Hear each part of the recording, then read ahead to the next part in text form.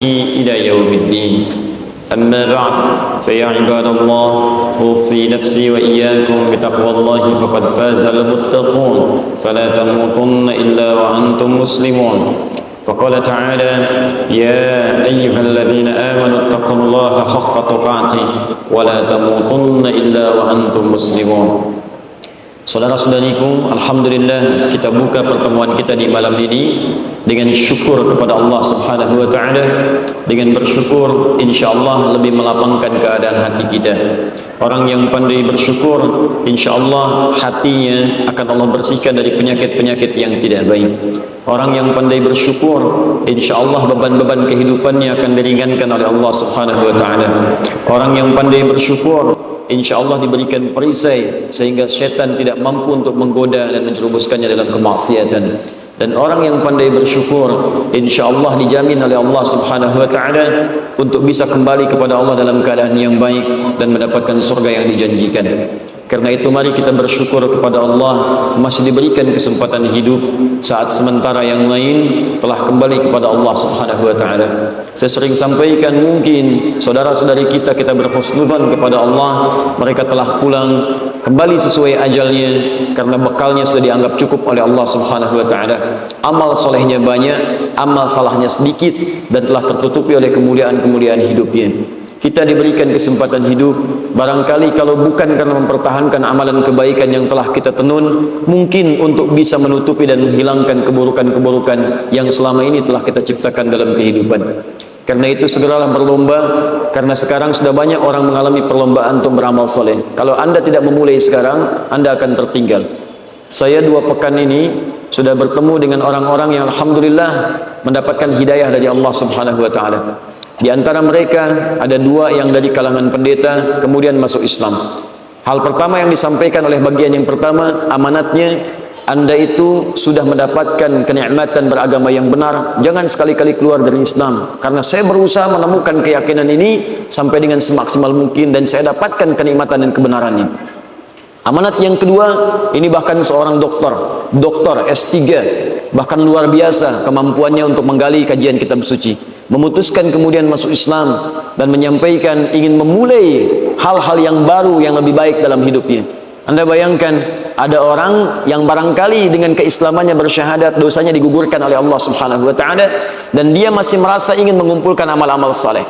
Kita yang hidup sampai saat ini, berapa dosa yang kita kumpulkan di hari ini saja? Mata berapa kali mengoleksi dosa di hari ini? Telinga berapa kali mengumpulkan maksiat di hari ini? Lisan berapa kali mengumpulkan kesalahan di hari ini? Berkata yang tidak baik, ada ghibah, ada fitnah, ada hal yang buruk. Berapa kali kita bertobat di hadapan Allah Subhanahu wa taala untuk menghilangkan semuanya itu? Dan cara beramal soleh yang baik lantas kemudian diurutkan dalam Al-Quran dan hadis-hadis Nabi sallallahu alaihi wasallam. Ada amalan taubat, ada amalan solat. Ingat, solat itu kalau dikerjakan dengan benar, dia akan menggugurkan dosa-dosa yang terjadi antara solat satu dengan solat yang lainnya. Selain dosa besar yang membutuhkan taubat khusus, itu nanti ada di hadis Muslim nomor hadis 233. Nabi menyampaikan as-salawat ila as-salawat, al-jumu'atu ila al-jumu'ah, wa ramadan ila ramadan, kafaratun bainahunna, kafaratun lima bainahunna. Awas hati-hati, malam takunil kabair. Kata Nabi, solat satu ke solat yang lainnya, Jumat ke Jumat, Ramadan ke Ramadan, akan otomatis menggugurkan dosa-dosa yang terjadi di antaranya sepanjang bukan dosa besar. Hati-hati teman-teman sekalian, lidah yang kadang misalnya salah bicara, pikiran yang salah kemudian berpikir, mata yang salah melihat, itu kalau solat kita benar gugur seketika, gugur. Karena itu kalau dipanggil solat, semangat, karena dalam solat itu ada pengguguran dosa. Kalau orang paham saat solat dosanya bisa diampuni, tentu orang akan bergerombol, berlomba untuk menunaikan solat sesuai dengan waktunya. Kalau orang mengerti kalau dalam solat semua doa dikabulkan kalau kita minta dengan benar, orang akan semangat solat.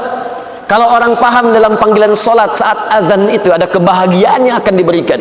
Hayya 'alas shalah. Anda bertanya, kenapa solat?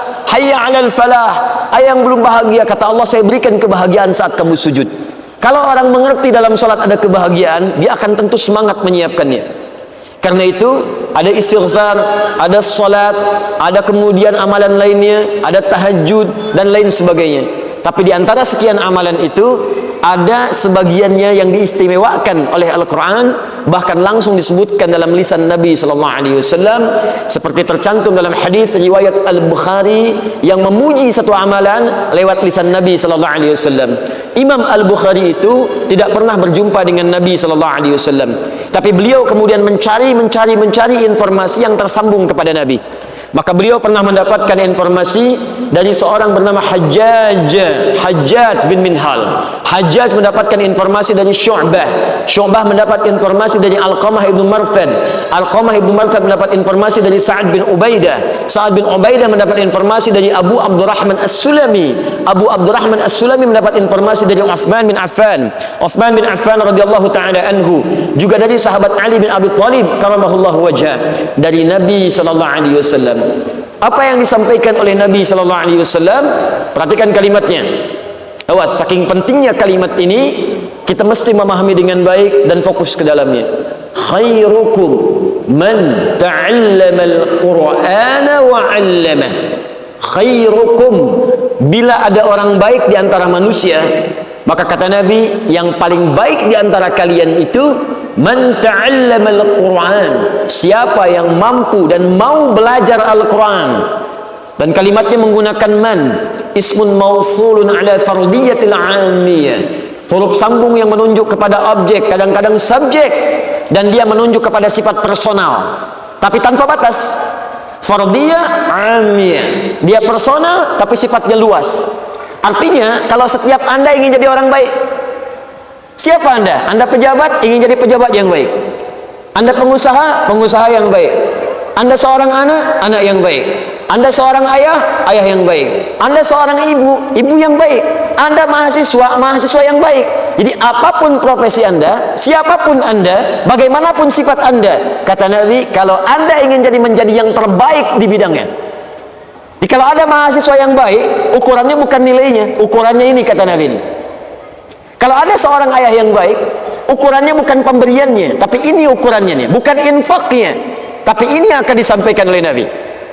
Kalau ada ustadz yang baik, bukan karena keilmuannya saja, tapi ini nih yang akan disampaikan oleh Nabi. Jadi kalau Anda mendapatkan yang disampaikan oleh Nabi ini, maka yakinlah dengan janji Nabi sallallahu alaihi wasallam ketika Nabi mengatakan orang ini akan menjadi orang yang terbaik dalam kehidupan. Khairukum, bila ada orang baik, maka yang terbaik di antara kalian man ta'allama al-Qur'ana, siapapun yang mau belajar mengkaji isi Al-Quran wa 'allamah, kemudian dari pelajaran itu dia amalkan dalam kehidupannya, dia praktekkan sesuai dengan profesinya. Jadi teman-teman sekalian, mempelajari isi Al-Quran itu, sebelum kita mulai nanti bahasan yang kita kaji di malam hari ini, kita nggak akan ambil banyak. Mungkin kita akan biasakan ambil sebagian dari ayat-ayat pilihan untuk belajar sesuai dengan kadar kebutuhan kita secara umum. Tapi kalau kita mau fair, objektif dalam mengkaji Al-Quran, untuk membaca sempurnakan, untuk menghafal sempurnakan Al-Fatihah sampai An-Nas. Tapi untuk mengamalkan isinya ada dua jalan yang bisa ditempuh.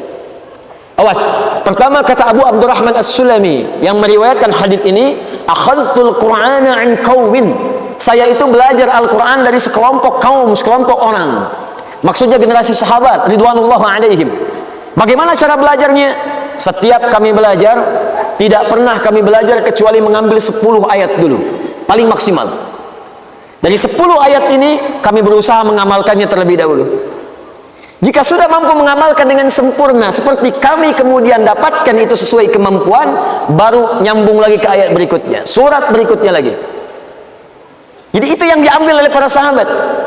Sampai-sampai kemudian sahabat bernama Abdullah ibnu Amr ibnu Al-As radhiyallahu taala anhu mengatakan, kami belajar dari Nabi sallallahu alaihi wasallam Al-Quran, banyak orang yang hafal satu surah saja, tapi mereka punya kemampuan mengamalkannya dengan sangat luar biasa. Hafalnya satu surah, tapi mengamalkannya luar biasa. Dan apa lanjutan kata beliau? Saya khawatir di masa saya ini, ya kata sahabat junior Abdullah bin Amr ibn Al-As radhiyallahu ta'ala anhuma, saya khawatir di masa kini atau di masa yang akan datang ada orang yang mudah menghafal Al-Quran, bahkan semudah meminum air, kasyurbil ma.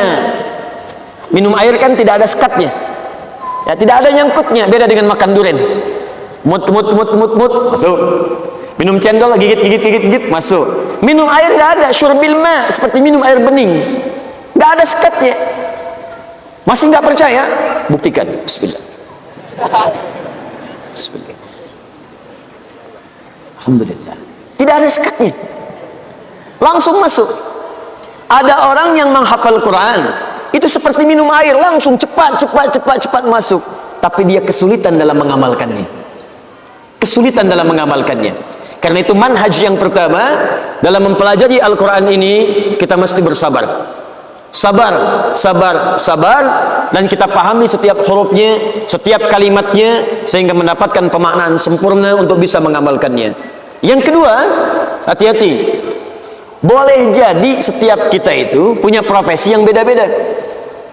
Misal di sini ada pedagang, ada pengusaha, ada pejabat, ada mahasiswa. Ketika Anda kemudian akan beraktivitas sesuai dengan aktivitas Anda, maka bolehlah Anda mengeluarkan sebagian ayat Al-Quran sesuai dengan profesinya. Ini tidak harus semua ayat Quran kemudian Anda kaji, Anda dalami. Ambil sebagian yang Anda kemudian dapati sesuai dengan profesi masing-masing. Kalau baca sempurna Al-Fatihah sampai An-Nas. Hafalkan sempurna Al-Fatihah sampai An-Nas, 30 juz, 114 surah. Tapi ketika Anda ingin mengamalkannya, boleh-boleh saja Anda pilih sesuai dengan kadar aktivitas Anda. Kenapa teman-teman yang pengusaha tidak mengeluarkan ayat-ayat usaha dalam Al-Quran? Jadikan kurikulum kehidupan. Lihat hadisnya, praktekkan dalam hidup. Begitu manhajnya. Kenapa teman-teman yang mahasiswa tidak mengeluarkan ayat-ayat ilmu dalam Al-Quran? Bukankah di situ banyak rahasia? Kawan, bukan sekedar diajarkan bagaimana cara belajar. Di Al-Quran ada rumus cepat bagaimana mendapatkan akselerasi pengetahuan yang langsung diberikan oleh Allah Subhanahu wa Ta'ala. Jika Anda dapatkan itu, Anda bisa jadi manusia yang kelima di antara 4 yang sudah ada. 4 pertama, cepat hafal, lambat lupa. Yang kedua, cepat hafal, cepat lupa. Yang ketiga, lambat hafal, lambat lupa. Yang keempat, ini yang paling susah, lambat hafal, cepat lupa. Bisa dipahami? Belum. Terangkan lagi. Dari mulai mik lancar sampai mik macet, terangkan. Ya. Sudah 2 jam, paham? Ya. Keluar dari masjid, lupa. 4. Yang kelima, ini yang luar biasa. Cepat hafal, dan sulit lupa. Jadi mau lupa susah, bukan mau hafal. Jadi kalau orang itu kan mau hafal susah, ini mau lupa susah. Biasanya kan yang begitu utang. Biasanya utang, mau lupa susah. Ini ilmu. Jadi dia cepat hafal, mau lupa sulit. Itu yang luar biasa. Itu ada rahasianya. Kenapa teman-teman tidak dikeluarkan dan kemudian dikaji itu semua?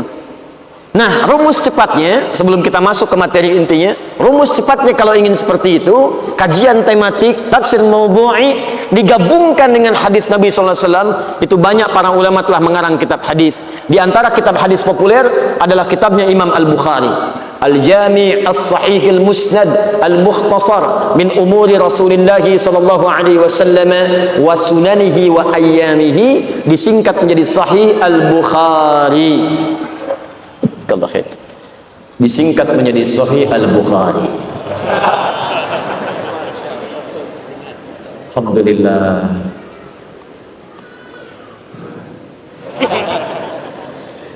Nah, di Sahih Al-Bukhari ini itu sampai ada 97 pembahasan, 97 kitab, 97 topik.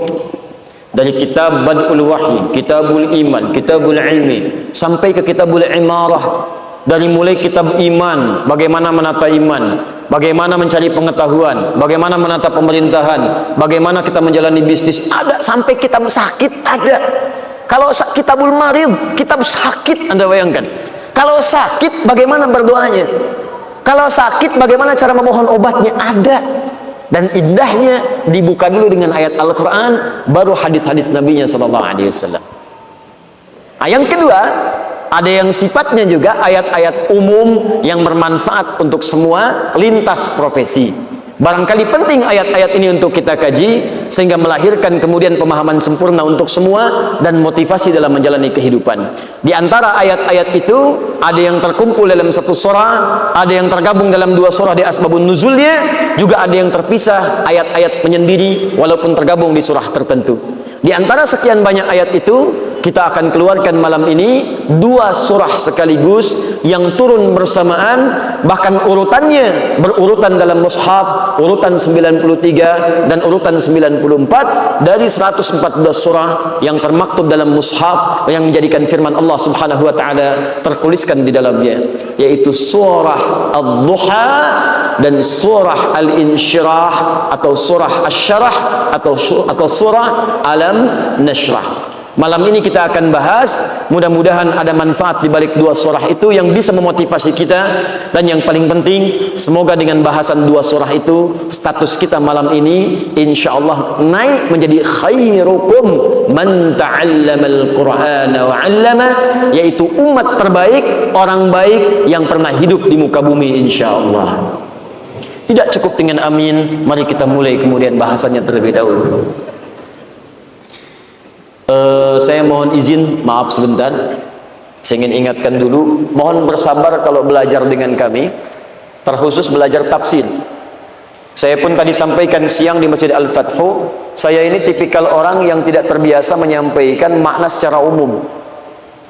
Jadi makna Ad-Duha itu secara umum begini, saya tidak terbiasa. Saya itu pecinta Al-Quran, sangat cinta dengan Al-Quran, senang dengan Al-Quran, dan Al-Quran itu semua huruf yang merangkai itu mu'jizat. Jadi sayang kalau nggak dibahas setiap hurufnya, setiap hurufnya, bahkan harokatnya. Ini bukan cuma ayatnya. Ayat itu gabungan dari kalimat, kalimat itu gabungan dari huruf-huruf, huruf-huruf pun punya harakat. Dan Al-Quran dahsyatnya, setiap huruf harakatnya itu punya makna. Karena itu ketika Nabi menyampaikan kalau anda ingin jadi orang baik, bahasa nabinya man ta'allama, bukan darasa. Saya coba tuliskan sebentar. Terlihat ini? Belum, karena belum saya tulis. Kalau nampak itu yang repot, ya. Jelas? Jelas. Belakang kelihatan ini? Oh, tidak. Khairukum man.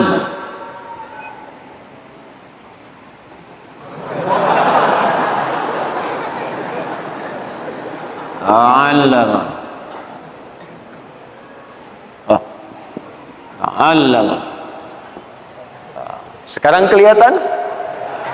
Alhamdulillah. Kacida pisan atuh pamit teu katinggal nih. Sagung kieu. Tuh. Man ta'allama. Ta'allama diartikan secara bahasa artinya belajar. Sedangkan belajar itu punya dua kata setidaknya dalam bahasa Arab. Satu, darasa. Apa satu? Darasa, dal, ra, kemudian sin. Darasa, darasa, darasa. Diserap ke dalam bahasa Sunda. Ngaderes, ngaderes, ngaderes, ngaderes. Betul, banyak dari bahasa Sunda itu terambil dari bahasa Arab. Batmun, betul.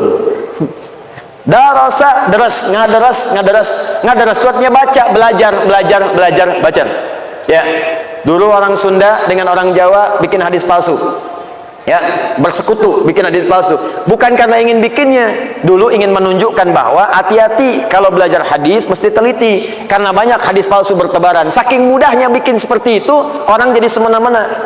Maka dalam ilmu hadis kalau belajar di Nusantara itu, di Indonesia khususnya, sering dicontohkan dua orang sepuh, syaikhan. Syaikh itu orang sudah sepuh. Kalau di ilmu hadis, Al-Bukhari dan Muslim. Dua orang bertemu, Sunda dengan Jawa, bikin rumusan hadis. Kalimatnya indah, gramatikalnya bagus secara nahwu. Afdalud dahri bi faisil laili kucifa wa qurifa wa ubina hatta karusa udahu fa idza bukhila fa duriba unuquhu thalatha marat hatta utiha, rawahu syaikhan. Secara nahwu sempurna, sorotnya bagus, i'rabnya tepat, harokatnya sempurna, tapi maknanya nggak jelas. Afdalud dahri, dahar yang paling afdal, bi faisil laili, dengan pais lele. Kucipa, kasih kecap sedikit. Wa kuripa, tambahkan kerupuk.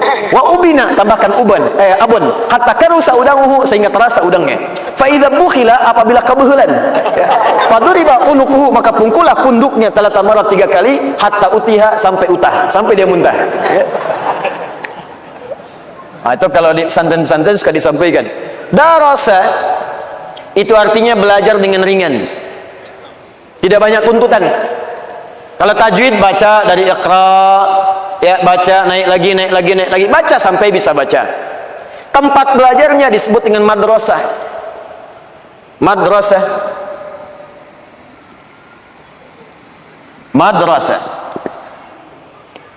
Pengajarnya disebut mudarris. Darasa, karena itu sekarang madrasah diartikan sekolah-sekolah yang sifat jaringan. SD, madrasah ibtidaiyah. Tuh. Naik lagi madrasah i'dadiyah, SMP, ringan. Karena anak SD belajarnya kecil-kecil. Ringan. Sedang. Dan jarang ada hambatan. Dalam kaidah ilmu lughah ada bacaan begini. Ziyadatul mabna tadullu ala ziyadatil ma'na. Kalau hurufnya bertambah, maka meluas pula maknanya. Huruf nambah, makna bertambah. Huruf meluas, makna meluas. Kalau diungkapkan dengan kalimat ini, darasa, cepat, itu artinya pelajarannya ringan, cepat, nyaris tanpa hambatan. Ringan, kecil-kecil. Tapi kalau kalimatnya berubah menjadi ta'allama, tuh, dari kata ilmu alima pakai ta, sebelum akhir pakai tasydid, syiddah. Sesuatu yang dibuka dengan huruf ta dalam ilmu sharaf, di antara maknanya adalah sesuatu yang menunjuk pada usaha yang sungguh-sungguh, serius.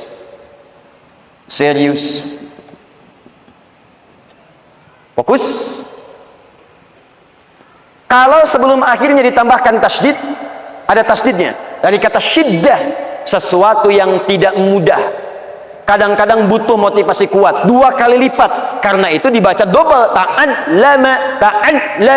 Perhatikan, untuk belajar Al-Quran ini, kalimat nabinya menggunakan kata ta'allama, bukan darasa. Kalau kalimatnya menggunakan darasa, tentu maknanya adalah sesuatu yang mudah, gampang, pelajari, gampang, mudah, selesai. Tapi ketika menggunakan kata ta'allama, seakan-akan Nabi ingin mengatakan, hei, kalau ingin jadi orang baik, itu tidak mudah, mesti serius belajarnya. Ayo yang sungguh-sungguh. Jangan cuma baca, lihat terjemah langsung paham. Tidak. Pahami dulu pelan-pelan, lihat hurufnya, luruskan niatnya, serius. Dan tambah motivasinya. Karena jangankan belajar tafsir, untuk baca saja itu butuh kesabaran. Baca koran, baca info 1 jam bisa stabil. Baca Al-Quran 10 menit bisa ngantuk. Ada baru toha.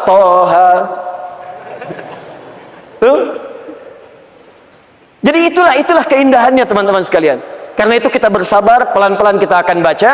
Kita mulai dulu dengan sebab turunnya surah Ad-Duha ini dalam Al-Insyirah.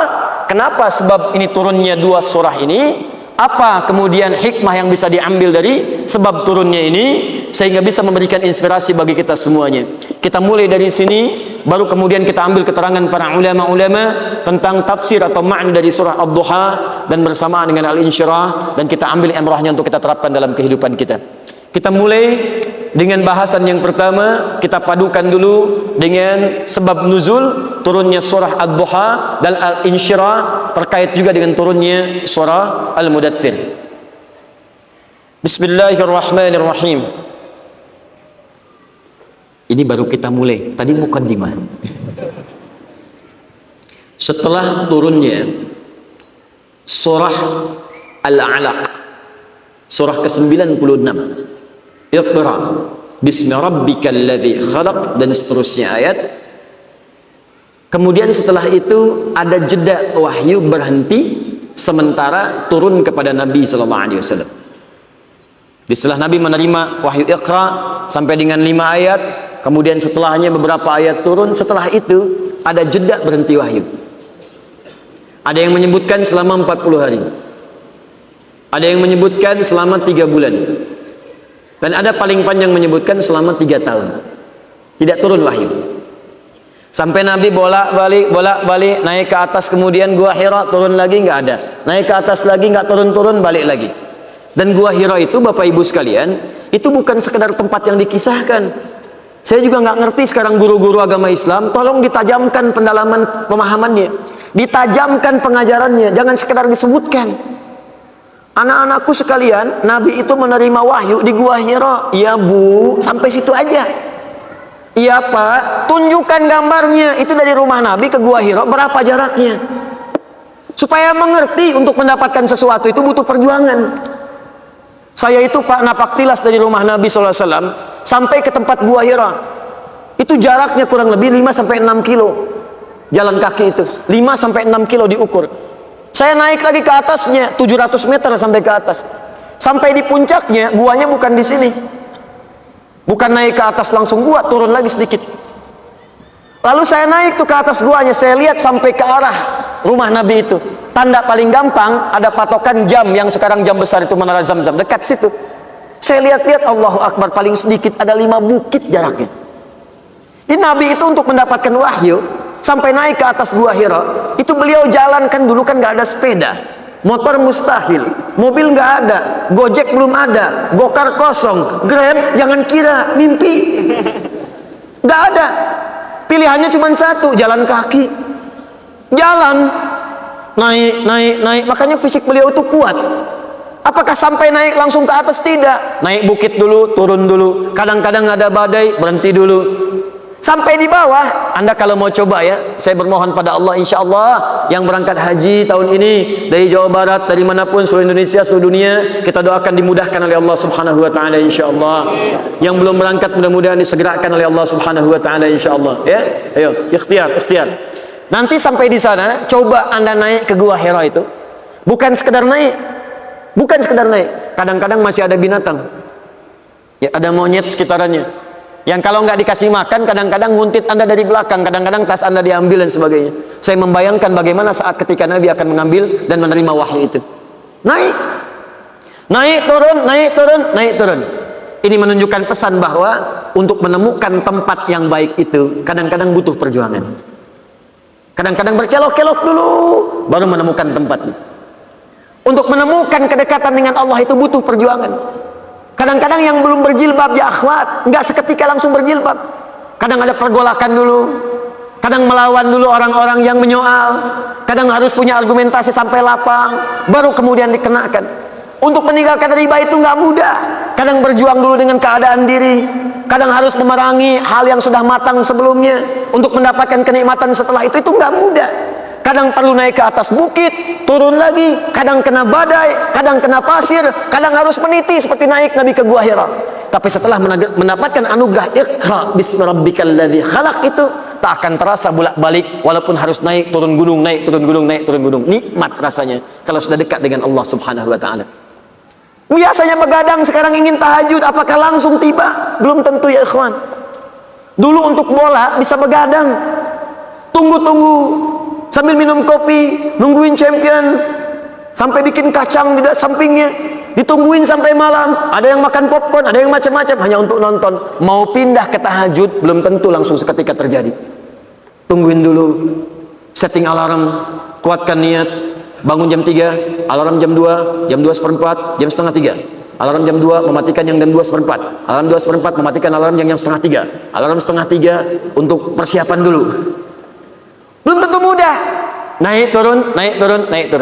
Nah, setelah periode Iqra itu, tiba kemudian wahyu berhenti sementara waktu. Kita ambil batas paling maksimal misalnya sampai dengan 3 tahun. Minimalnya riwayatnya 40 hari. Para ulama kemudian menyimpulkan, kenapa Allah dalam hal ini memberikan jeda kepada Nabi sebelum muncul kemudian wahyu yang berikutnya. Perhatikan hikmahnya dengan sangat indah. Pertama, kata para ulama, untuk memberikan pesan kepada Nabi agar diteruskan kepada umatnya, agar terbiasa memahami makna Al-Quran dan mendalami serta mengamalkannya sebelum dia memperbanyak bacaan-bacaan kepada yang lainnya. Jadi menghatamkan Quran itu bagus, mengejar khatam bagus, baca bagus, tapi yang lebih disukai itu apa yang sudah dibaca, dalami, pahami supaya bisa diamalkan. Di kebanyakan orang sekarang mengejar kemudian setoran hafalan, mengejar banyaknya bacaan, mengejar khataman, cuman sayangnya apa yang dibaca nggak dipahami. Anda khatam dalam sebulan 3 kali, tapi yang dibaca-baca itu nggak ngerti apa manfaatnya untuk Anda. Pahala ada, cuman keberkahan dunianya nggak dapat. dan kemuliaan akhiratnya berkurang. Maka mulailah dengan manhaj yang diajarkan oleh Nabi sallallahu alaihi wasallam. Sedikit bagus, hafalkan boleh banyak, tapi dari semua apa yang kita dapatkan itu, milikilah jeda waktu untuk mengamalkannya. Saran saya begini, kalau bisa, misal bulan ini saya ingin paham makna Al-Fatihah, bulan depan saya mulai juz amma. Bagi, kalau perlu sehari seayat gak apa-apa. An-Naba 40 ayat misalnya, besok saya ayat pertama dulu, besoknya lagi ayat keduanya. Lihat tafsirnya, jajarkan maknanya, usahakan amalkan dalam hidup. Kalau sudah begitu, hidup antum itu terisi berkah. Enak. Setiap waktunya dengan Quran, dengan enak, keberkahannya nikmat sekali. Dan terisi waktunya, walaupun sehari hanya 1 ayat. Nah, apa yang terjadi setelah itu? Tiba-tiba Nabi naik ke atas Gua Hira, siang-siang. Tidak ada wahyu turun, diputuskan turun oleh beliau. Siang itu juga, di pertengahan jalan, tiba-tiba ada panggilan kepada beliau. Ini diabadikan dalam hadis riwayat Al-Bukhari yang tentang kitab Bad'ul Wahyi, hadis nomor 4-5, riwayat sahabat Jabir bin Abdullah radhiyallahu ta'ala anhu. Tiba-tiba kemudian ada panggilan dari atas, Muhammad, Muhammad. Nengok kanan tidak ada orang, kirinya kosong, depannya nggak ada orang, belakangnya kosong. Begitu melihat ke atas, ada satu sosok, kana yaqudu bainas samai wad dunya, seperti orang yang duduk antara langit dengan bumi, sama wal ard, antara, seperti duduk di antara langit dan bumi, melihat ke bawah, mengatakan Muhammad, Muhammad. Masya Allah. Mas, siapa namanya? Dzul Khair, orang yang punya kebaikan. Mas Dzul Khair siang-siang ke Al-Ukhuwah, i'tikaf dari zuhur sampai jam 2, udah kosong, gak ada orang sama sekali. Keluar dari Al-Ukhuwah, tiba-tiba ada panggilan di luar, Dzul. Depan kosong, belakang gak ada orang, kanan kiri kosong, Dzul. Lihat ke atas, makhluk besar, rambut panjang, jubah putih, Dzul. Apa responnya? Kata Nabi, fara'ibtu minhu, saya khawatir, takut sampai bulu kuduknya naik. Lalu saya tinggalkan tempat itu dengan cepat, sampai kemudian bertemu dengan Sayyidah Khadijah. Sampai kemudian digandeng tangannya, Nabi katakan, dathiruni, dathiruni. Riwayat lain, zammiluni, zammiluni. Sampai seketika sudah tenang, disampaikan kalimat, turunlah kemudian surah Al-Mudaththir. Ya ayyuhal mudaththir, qum fa'anzir, wa rabbaka fakabbir, dan seterusnya ayat. Itu ayat perintah dari Allah langsung kepada Nabi untuk berdakwah secara terang-terangan, untuk mengamalkan ilmu. Ini kata para ulama hikmah yang kedua. Jadi kalau kita ingin mengamalkan sesuatu, ingin beramal, ingin ibadah, jangan sampai kita ibadah sebelum punya dasar ilmu yang matang. Nabi saya diminta beribadah, beramal, berdakwah, itu diminta berilmu dulu, 3 tahun masanya. Belajar, 40 hari paling minimal. Ini pelajaran bagi kita. Sebelum kita mengamalkan sesuatu, dasari dengan ilmu dulu. Ingin salat tahajud, belajar dulu. Ingin kita sedekah, pelajari supaya maksimal. Apalagi ketika kita ingin menyampaikan pada orang lain, pelajari dengan baik, pahami dengan baik, baru kita sampaikan. Maka terjadilah kematangan dalam pengetahuan kita. Kasus yang pertama, wahyu tertunda dalam tanda petik turun kepada Nabi dengan hikmah tertentu. Tiba kemudian peristiwa itu terjadi lagi. Bagaimana peristiwanya? Dalam masa setelah itu turun wahyu, sampai kemudian terputus dalam jangka waktu sekitar 2 sampai dengan 3 malam. Saking dahsyatnya, maaf, Nabi malam itu kemudian bermohon kepada Allah, belum turun. Malam kedua, belum turun. Yang ketiga pun belum turun. Sampai di malam ketiga ini, istrinya Abu Lahab, bibinya sendiri.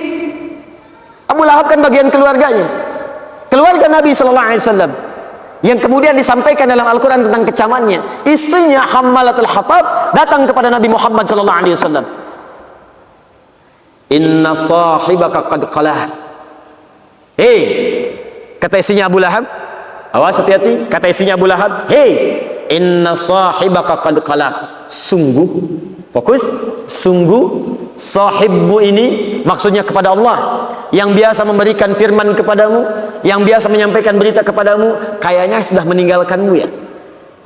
Dia datang dengan mengolok-olok. Wah, sekarang Muhammad sudah ditinggalkan ya. Oh, Muhammad sudah seperti orang gila ya. Ya, Muhammad sudah nggak ada pendamping ya. Ya, Muhammad sudah sendirian ya sekarang ya. Bayangkan teman-teman, biasa menerima wahyu, kemudian terputus. Mirip begini nih, mirip begini. Maaf ya. Maaf. Anda misalnya pasangan suami istri. Hari pertama SMS ada, telepon ada. Hari kedua ada, hari ketiga nggak ada kabar. Hari berikutnya nggak ada kabar lagi.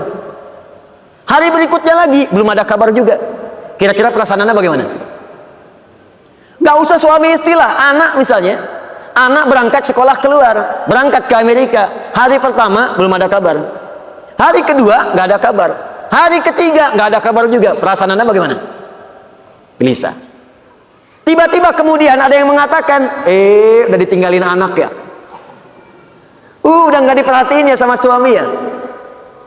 Kayak orang gila aja, udah nggak ada temennya. Bagaimana perasaan Anda? Saking cintanya Nabi kepada Allah Subhanahu wa Ta'ala, beliau merindukan Allah dengan turunnya wahyu. Tapi apa yang terjadi?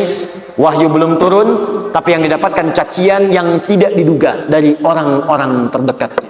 Apa yang terjadi setelah itu? Dan apa hikmah terbesar dari kejadian itu? Nanti kita akan lihat settingan dari apa yang akan kita sampaikan pada malam hari ini setelah menunaikan sholat isya berjamaah. Di situ kita akan dapatkan banyak hikmah yang bisa kita raih insyaallah. Assalamualaikum warahmatullahi wabarakatuh. Alhamdulillah, wassalatu wassalamu ala rasulillah wa ala alihi wa sahbihi wa man walah wa ba'd. Saudara-saudariku, alhamdulillah kita telah menunaikan salat isya berjamaah beserta amalan-amalan sunnahnya. Semoga salat kita diterima oleh Allah Subhanahu wa taala. Baiklah, Nabi sallallahu alaihi wasallam melewati fase yang kedua saat wahyu itu belum turun rutin seperti biasanya. Seperti halnya seorang yang sedang merasakan cinta dan kerinduan luar biasa, tentunya ingin selalu mendapatkan kabar, perhatian, dan juga hubungan yang rutin terjadi. Tadi kami contohkan ketika Anda mencintai seorang anak, bahkan itu anak satu-satunya, tapi kemudian sehari tidak ada kabar, 2 hari tidak ada kabar, 3 hari tidak ada berita.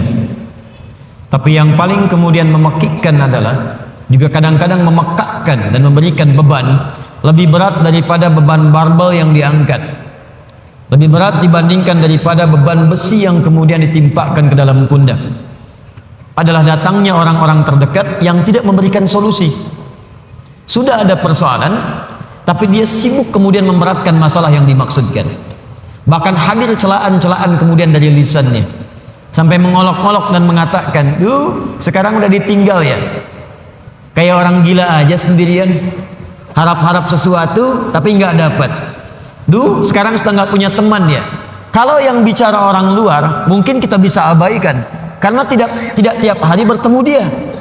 Tapi kalau yang bicara orang terdekat, bahkan hadir di samping rumah, bahkan punya status keluarga, itu yang beban paling berat dibandingkan dengan beban mengikut barbel. Itu beban paling tinggi, paling kuat dibandingkan dengan diberikannya besi ke atas pundak. Orang yang angkat barbel mungkin seketika bisa diangkat sampai ke kaki terasa beratnya, tapi bisa dilempar, selesai.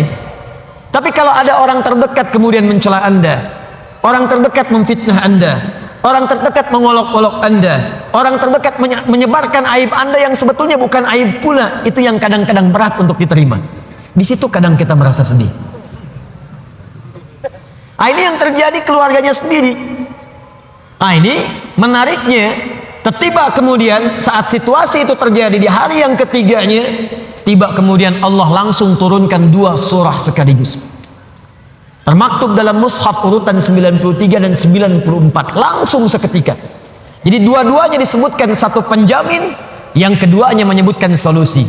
Bahkan beban itu langsung diisyaratkan seperti tadi kami ungkapkan. Wadduha.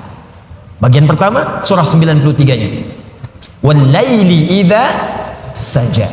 Ma wadda'aka rabbuka wa ma qala. Ketika tadi keluarganya mengatakan inna sahibaka qad qala. sungguh Rabbmu sekarang, Tuhan itu yang engkau pertuhankan itu sudah meninggalkanmu. Dijawab langsung, ma wadda'aka rabbuka wa ma qala, walal akhiratu khairul laka minal ula, wala sawfa yu'tika rabbuka fatarda, alam yajidka yatiman fa'awa, wa wajadaka dhallan wa wajadaka 'ailan fa ammal yatima fala wa amma as-sa'ila fala wa amma bi ni'mati rabbika. 11 ayat langsung.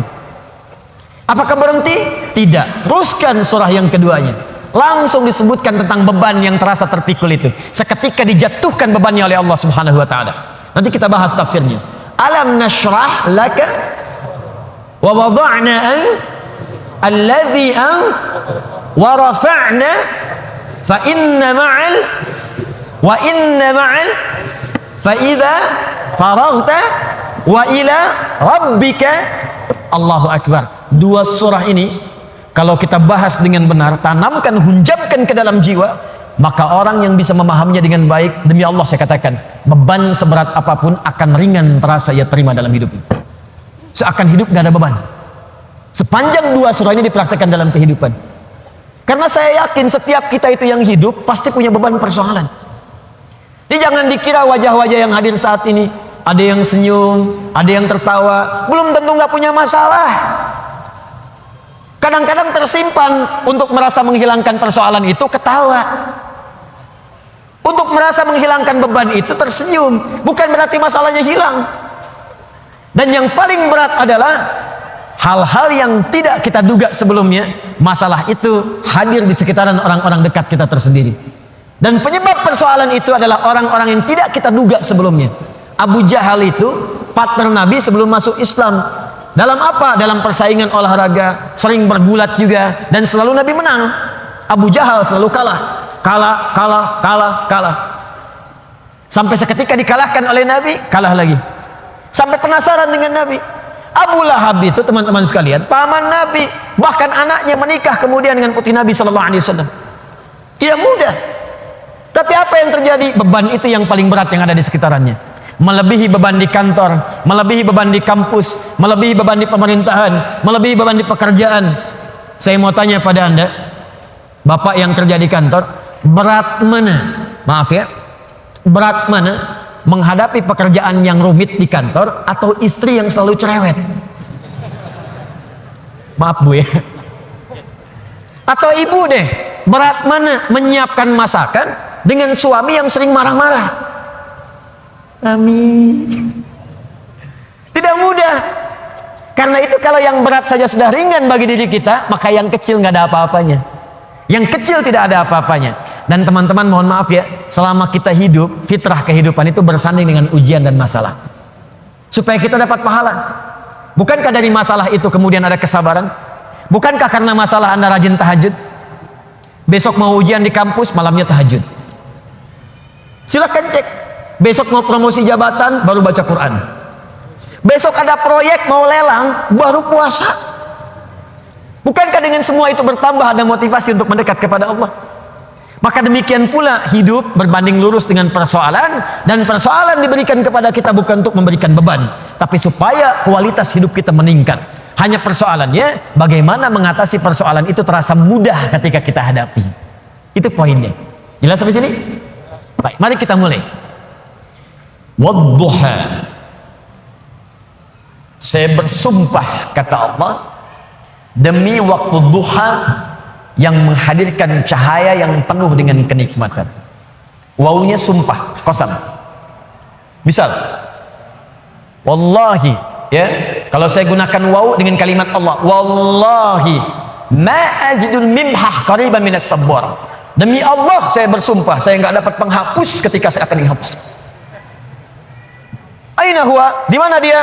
Wallahi laqad kana lasiqan ma'as sabora. Demi Allah, dia melekat tepat dengan papan tulisnya. Misal, gunakan waw untuk menunjukkan sumpah pada hal yang ingin dikuatkan, pada hal yang ingin diyakinkan. Dapat penghapusnya, kita hapus dulu. Saya hapus sebentar ya.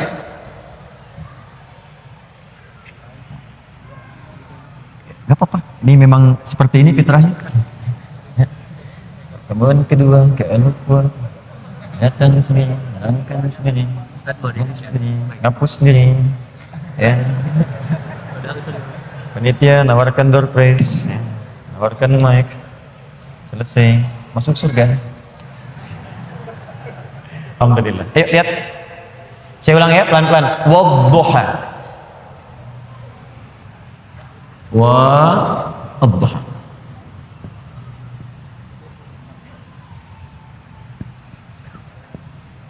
Fokus.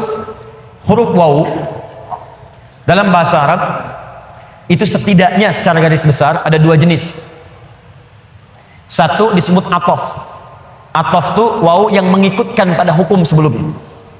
Misal, buka Quran surah ke-2 Al-Baqarah ayat 127, paling kiri sebelah atas.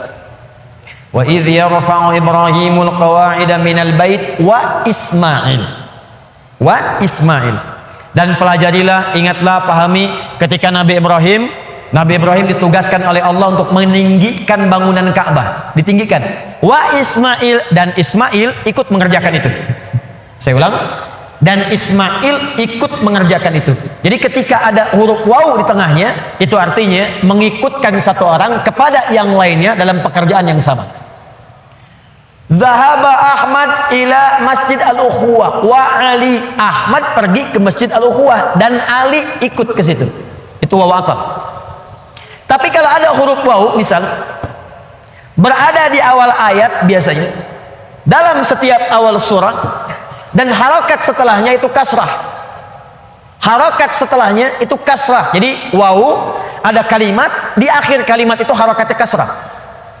Atau kasrahnya tidak ada tapi ditutup dengan alif. Alifnya alif belok begini.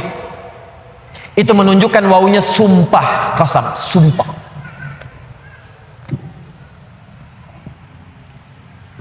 Saya ingin katakan pada Anda, kalau ada orang ragu kemudian saya bersumpah, bukankah sumpah itu bisa membuat ia lebih yakin? Bukankah sumpah itu ditujukan untuk menepis keraguan?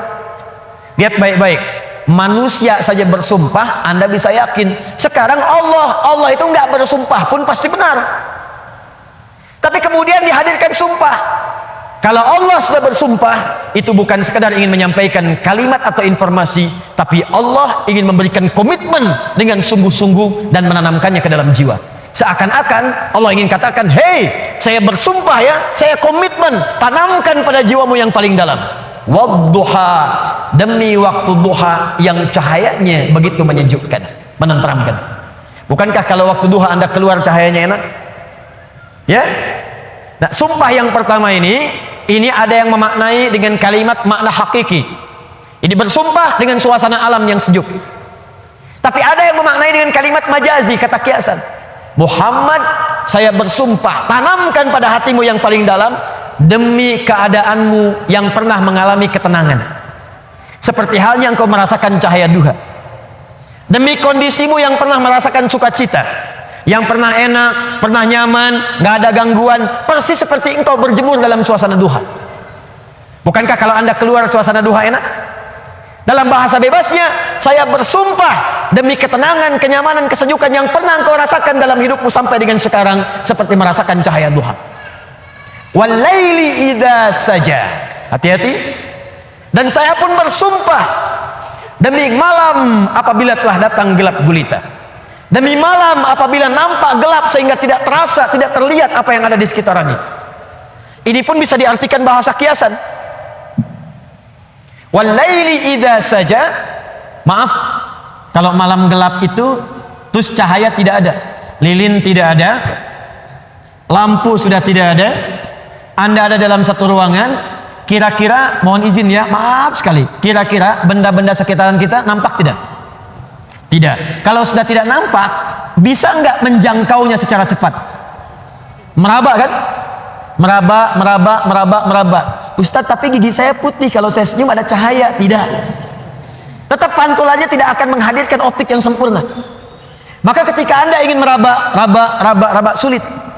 Ada orang, maaf ya, dihadapkan pada sebuah peristiwa, berat peristiwanya, seperti orang berada di tengah malam. Memang suasananya siang, matahari ada, tapi bebannya begitu berat sampai-sampai matanya terasa gelap, kayak orang limbung, jalan limbung. Pernah punya masalah di kantor, tiba-tiba baru datang, Anda dipecat. Oh, astagfirullah. Kenapa Pak? Jangan tanya alasannya, pulang saja. Padahal suasana siang, terang benderang, mataharinya juga terik, tapi seakan-akan kita mendapatkan sesuatu yang gelap. Pulang goyang. Ibu tiba-tiba baru nyampe di pengajian, dapat WA. Aku sudah tidak mencintaimu lagi. Oh, kenapa ini? Papa, apa yang terjadi? Apa mah? Ada SMS begini. Itu bukan nomor papa, mungkin salah. Tapi kalau itu benar, gelap. Jadi ada beban-beban tertentu dalam kehidupan yang terasa begitu gelap. Maka muncul kalimat walaili idza saja. Ataupun suasana yang engkau punya beban Muhammad, saking beratnya beban itu seperti engkau berada di pertengahan malam yang tidak ada cahaya. Sulit berjalan, sulit meraba, sampai ada beban di pundakmu. Ma wadda'aka rabbuka wa ma qala. Tanamkan dalam jiwamu, aku bersumpah kata Allah, dan ini komitmenku kepadamu. Baik engkau dalam suasana suka seperti waktu duha, ataupun dalam suasana punya beban yang sangat berat, tanamkan, yakinkan pada jiwamu, aku tidak akan pernah meninggalkanmu untuk selamanya. Jangan dengarkan perempuan itu yang berkata, Tuhanmu telah meninggalkanmu. Inna sahibaka qad qala. Dijawab langsung oleh Allah, ma wadda'aka rabbuka wa ma qala. Gak akan pernah Tuhanmu meninggalkanmu, apalagi kemudian menjauhimu. Ini, kata para ulama, ini manhaj yang pertama. Bila seseorang dekat dengan Allah, dan selalu mendekatkan diri kepada Allah untuk bertakarrub, dekat sampai merasakan kedekatan dengan Allah, maka tidak ada yang paling menyenangkan dan tidak akan pernah merasakan beban dalam hidup kecuali semuanya akan diringankan oleh Allah Subhanahu wa taala.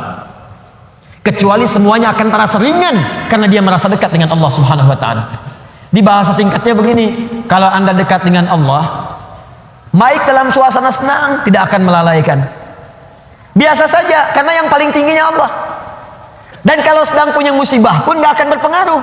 Seberat apapun, sepanjang Anda merasa ada Allah, demi Allah saya katakan, semua itu akan terasa ringan. Contoh, maaf ya, Anda sedang punya masalah sekarang, berat rasanya, gak mudah dirasakan. Tapi dalam hati Anda ada keyakinan kepada Allah. Tiba-tiba muncul kalimat, la yukallifullahu nafsan illa. Allah gak mungkin titipkan beban persoalan kecuali Anda sanggup menjalaninya. Jadi kalau orang-orang yang dekat dengan Allah, di hatinya ada Allah, dalam pikirannya ada Allah, ingatannya terhadap Allah, jadi yang lain itu terasa kecil. Ini berita langsung dari Allah. Kalau beban hidup kamu ingin ringan menghadapi persoalan, maka dekatkan dirimu kepada Allah.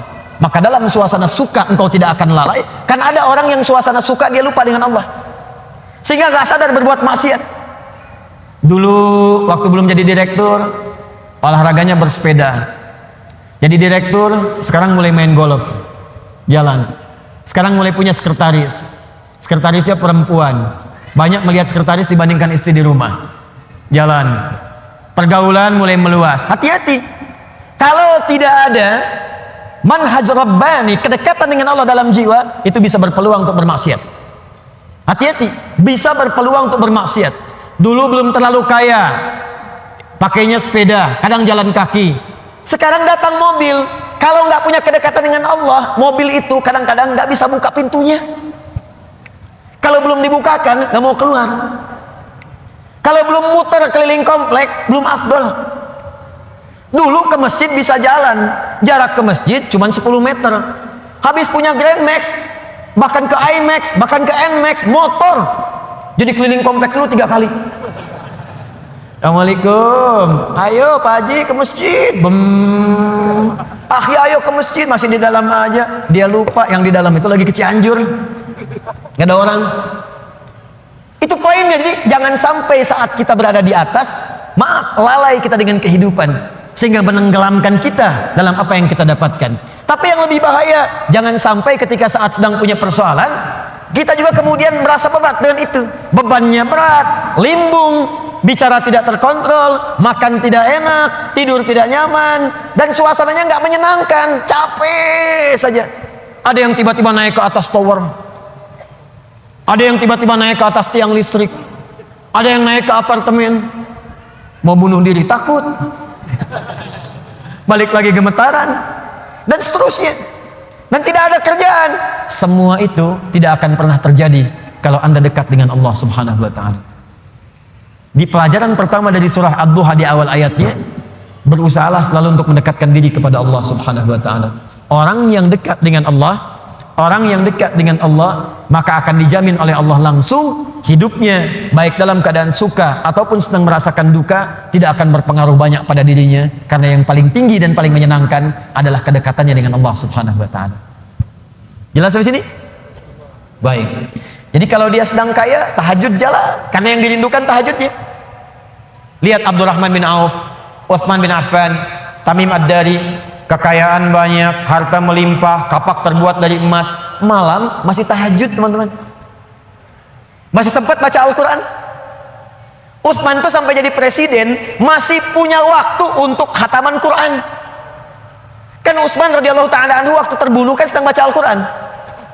Masih puasa, saat itu sedang puasa. Anda bayangkan nikmatnya dekat dengan Allah, walaupun jabatan tinggi, yang terasa nikmat itu saat sedang beribadah kepada Allah, saat tahajudnya, itu yang dinanti.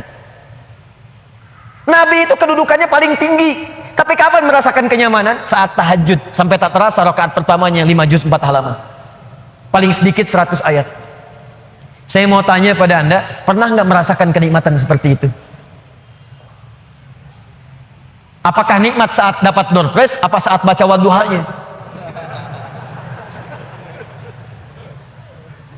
Ayo coba rasakan, sampai hadir situasi itu, sampai enak, tahajud tuh diburu gitu. Bukan karena IPK-nya dapat 4, bukan karena dapat proyek besar, tapi yang dirasakan, ya Allah, terima kasih Engkau titipkan ini, dan dia kejar siapa yang memberikannya, kejar malamnya, kejar bacaan Qur'annya, kejar puasanya. Itulah yang sesungguhnya hakikat dalam kehidupan kita. Satu poin pertama. Kalau ada orang yang sudah bisa mendekat kepada Allah, maka Allah jamin dalam syukurnya, dalam situasi dia tenangnya, nyamannya, dia tidak akan menjauh dari Allah, dan dalam situasi dapat musibah pun tidak akan banyak berpengaruh dalam kehidupannya. 2. Allah bersumpah lagi, walal akhiratu khairul laka minal. Ini yang hebat. Saya kemarin bikin quotes, lalu kita sebarkan. Ini sebetulnya di antara esensi surah Ad-Duha. Kata Allah, Muhammad, saya bersumpah kepadamu, yakinkan pada jiwamu, nanti saat kamu ke akhirat, suasananya akan lebih enak dibandingkan dengan sekarang. Akhirat itu lebih baik dari apa yang kamu rasakan sekarang di dunia. Maksudnya begini, kalau kamu sedang capek, kamu sedang ada musibah, kamu sedang lelah, sabar. Nanti kalau sudah pulang, semuanya akan hilang. Memang dunia itu tempat capek, karena memang tempat beramal. Sholat di dunia, kerja di dunia, puasa di dunia, baca Quran di dunia. Kenapa kita kerjakan? Supaya cari bekal untuk pulang ke akhirat. Nanti kata Allah, kalau sudah pulang semuanya akan hilang. Jadi tenang aja teman-teman. Capek cuma sebentar. Ya, capek cuma sebentar. Olah, gak apa-apa. Namanya juga dunia. Dunia itu memang tempat capek. Kalau nggak mau capek, ya pulang. Dunia itu tempat capek, dan kita memilih untuk hidup, maka jalani itu, nikmati saja, kerjakan aja. Setiap kerja ada pahala, setiap kerja ada pahala, setiap sholat pahala, baca Quran pahala, niat mencari nafkah karena Allah pahala, merawat anak pahala, memberikan ASI pahala. Gak apa-apa, memang capek, memang ya dunia sifatnya capek. Tobakan an tobak, setiap tahapan tuh capek lagi, biasa, supaya dapat bekal. Bukankah orang kerja dapat gaji? Dan enak kan kalau gajian? Dan kalau sudah dapat gaji, lupa kan 29 hari ke belakang? Anda itu bekerja, kerja, berangkat gelap, pulang gelap. Tapi kalau sudah dapat gaji, semua itu kan hilang lupanya. Pergi ke Lembang, ya, jalan sama keluarga. Ada yang ke Palembang, beli pempek. Ada yang ke Lembang, beli mak Lembang. Semuanya kayaknya hilang aja. Besoknya kerja lagi. Kata Allah, saya janjikan yang lebih dahsyat. Kamu sabar saat di dunia, karena dunia memang tempatnya capek. Kamu cari bekal aja. Nanti saat pulang ke akhirat, saya berikan yang lebih indah dan nggak akan pernah ada capek lagi. Sholat udah nggak ada lagi. Jadi jangan pernah bercita-cita nanti di surga Firdaus saya tahajud lagi. Terlampau soleh. Baca Quran, nggak ada lagi. Yang ada itu masuk surga dengan Qurannya. At-Tirmidzi, nomor hadis 2915. Dipakaikan di atasnya mahkota, dipakaikan di badannya jubah kehormatan, dipakaikan di tangannya gelang-gelang emas, pakaiannya sutra. Quran surah ke-35 ayat ke-33. Jannatu adnin yadkhulunaha yuhallawna fiha min asawir ya min dhahabin wa lu'lu'a wa libasuhum fiha harir. Ahli Quran mau masuk ke surga pakai jubah, pakai mahkota emas, sutra, semua naik. Apa yang terjadi? Dimintakan membaca Quran yang ia biasa bacakan saat di dunia. Jadi setiap dia baca, naik. Iqra wartaqi fa inna akhira qiraatika akhiru manzilatika. Baca Quran yang biasa engkau bacakan saat di dunia. Nanti akhir bacaanmu, di situ tempat tinggalmu di surga. Dan berita baiknya, dia bisa menggandeng bapaknya, ibunya, suaminya, istrinya, anak-anak, cucu ikut di belakang semua. Kalau mereka orang yang beriman dan soleh di hadapan Allah Subhanahu wa taala. Dipimpin oleh ahli Quran naik ke surga. Dia bacakan sampai minal jinnati wan nas, puncak surga yang paling tinggi. Begitu nyampe di situ dikunjungi oleh semua malaikat dari 8 pintu surga. Itu ada di Quran surah 13 ayat ke-24. Wal malaikatu yadkhuluna alaihim min kulli bab. Dan malaikat semua mengunjungi dia dari semua pintu, mengucapkan salam. Lihat kalimat pertamanya, salamun alaikum bima sabartum. Selamat ya, saat di dunia kamu sabar cari bekal, sabar capek, sabar mengeja huruf dari Iqra, sabar menghafal sampai ada yang mencela, sabar orang lain ngejar dunia, Anda ngejar akhirat, sabar. Orang lain cari ini, luaskan rumah, tambah mobil, tambah kendaraan, meninggal gak dibawa, Anda sabar. Masya Allah, orang akhirat. Saya ngelihat ada ahli Quran tuh, seringkali saya berhadapan dengan ahli Quran tuh dari daerah-daerah, seringkali menangis. Ada yang datang pengen setoran. Anda bisa kebayang nggak, suaminya pekerja mungkin kasar, orang sebutnya kuli, istrinya ngambilin kayu bakar, kadang ke sawah, anaknya bahkan ada yang masih kemudian kecil-kecil. Tapi kalau Anda berkunjung ke rumahnya, semua makanan dihidangkan yang mampu dia suguhkan. Lalu keluar kalimat alhamdulillah, abi kalau bekerja dapat uang banyak sekali, 500.000 sebulan, 500.000 banyak sekali, syukur. Ternyata perempuan itu sudah punya sanad hafalan Quran 7 qiraat. Lelakinya hafal Quran, anaknya hafid semua, anaknya penghafal Quran semua. Anda ada di mana? Itu perlombaan, sabar naik sampai ke atas. Jadi kalau sekarang sedang capek, nikmati, sabar. Besok kalau meninggal nggak ada capek lagi, dan panggilannya sudah tenang kita karena kerja kita selesai. Mirip begini, ada berita besok gajian, tenang kan, malam tidur enak kan. Orang yang punya bekal itu, dia sabar itu, nanti di akhir sakaratul mautnya dia tampakkan semua hasil pekerjaannya sampai hatinya merasa tenang. Jadi nggak terasa, tidur aja. Ya ayat Tuhan nafsul mutmainnah, ditarik, tenang, tidur aja, selesai. Tinggal dia jumpai Allah di akhirat nanti, mendapatkan hasil dari apa yang dia kerjakan. Makanya kata Allah, kalau sedang sholat terasa capek, apa jawabannya? Sabar ya, walal akhiratu khairul laka minal ula. Nanti di akhirat gak ada tahajud lagi. Kalau sedang menghafal Quran capek, sabar ya, nanti di akhirat gak ada menghafal lagi. Abadi sifatnya, wafat selesai hafalan itu. Kalau sedang kena musibah, sabar ya, sabar. Jalani dulu, zikir kepada Allah supaya dapat pahala. Nanti setelah meninggal gak ada masalah lagi, tenang. Nanti pulang selesai semua. Jadi kalau ini kita tanamkan dalam jiwa kita, setiap punya masalah nanti beres kok, insya Allah selesai kok.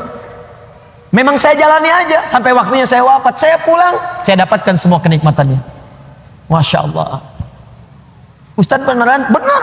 Surganya banyak Ustadz. Alhamdulillah. Tapi Ustadz, kalau di surga pengen ngerokok bisa enggak? Ya kalau bisa silakan, ambil apinya di neraka sakit. Nikmat, sudah selesai. Kemudian apa yang terjadi? Wala saufa yu'tika rabbuka fatarda. Ini yang paling dahsyat.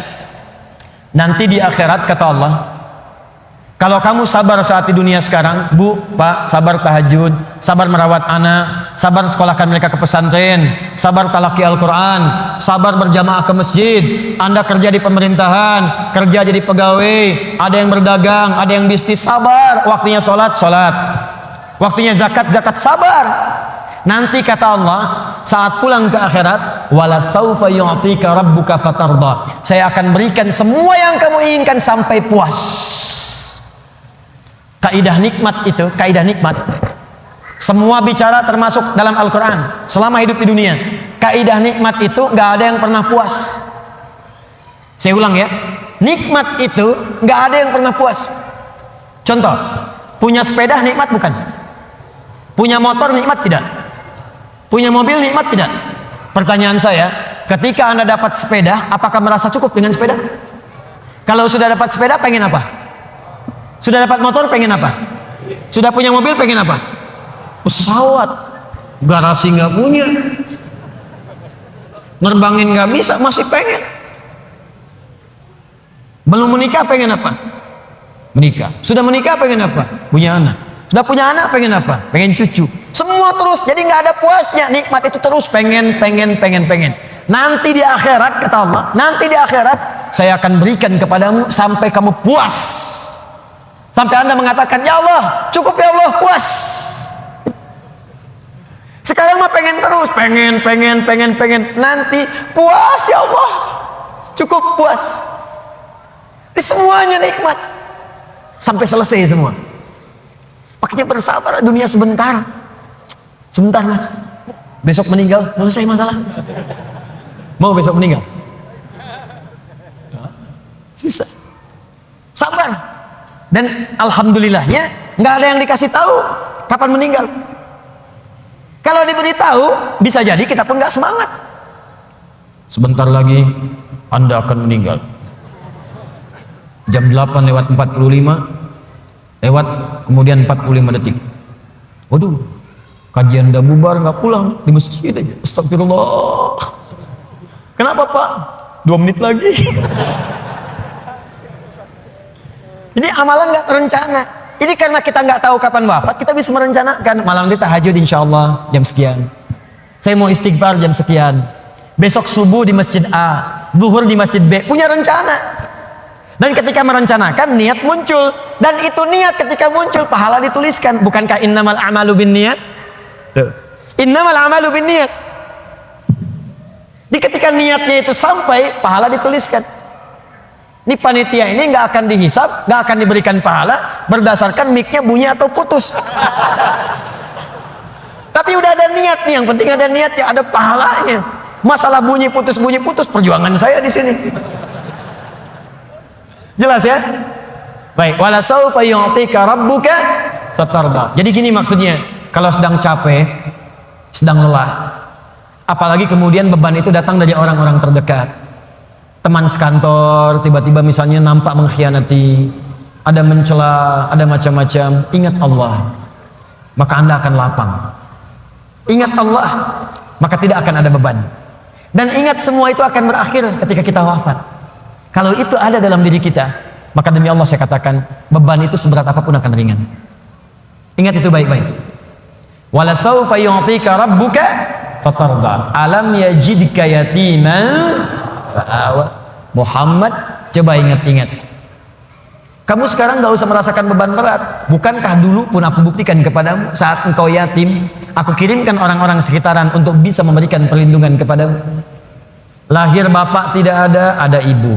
Ibu wafat usia 6 tahun, ada kakek. Kakek wafat usia kemudian Nabi Muhammad 8 tahun, ada paman.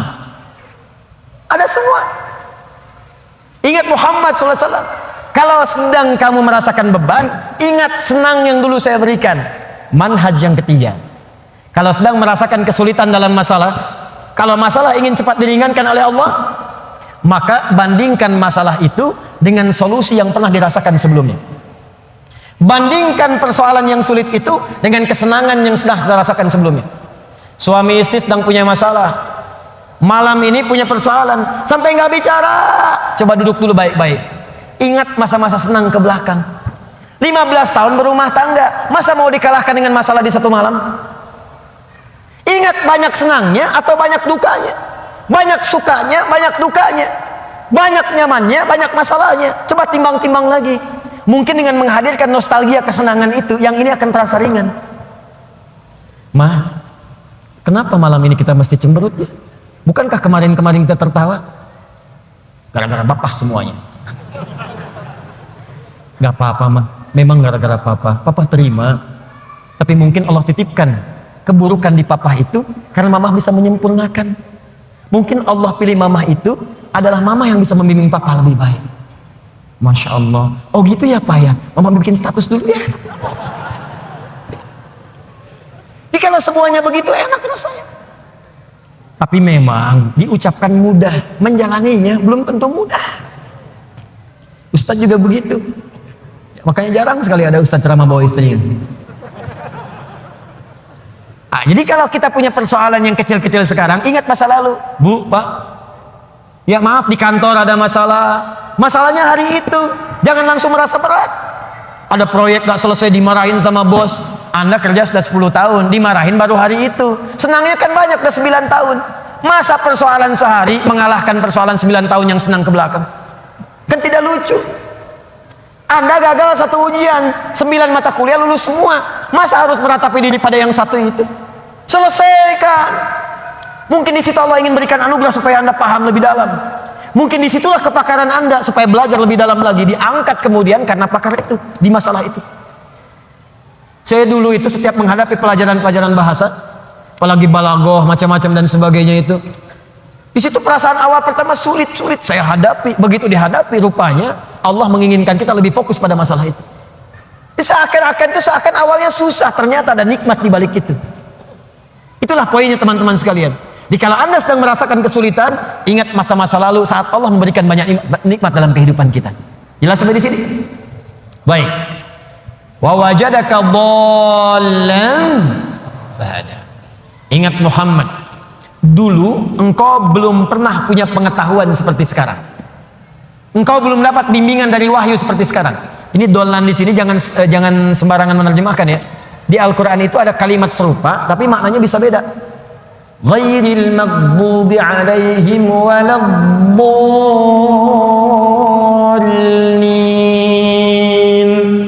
Maghdub yang tercela, maghdub yang terhina, dhalin di situ yang tersesat, tidak mendapatkan petunjuk Allah. Tapi kalau di surah Wadduha itu jangan diartikan tersesat. Bukan tidak mendapatkan petunjuk Allah, artinya yang belum mendapatkan bimbingan wahyu dari Allah Subhanahu wa taala. Bukankah dulu belum turun wahyu kepadamu?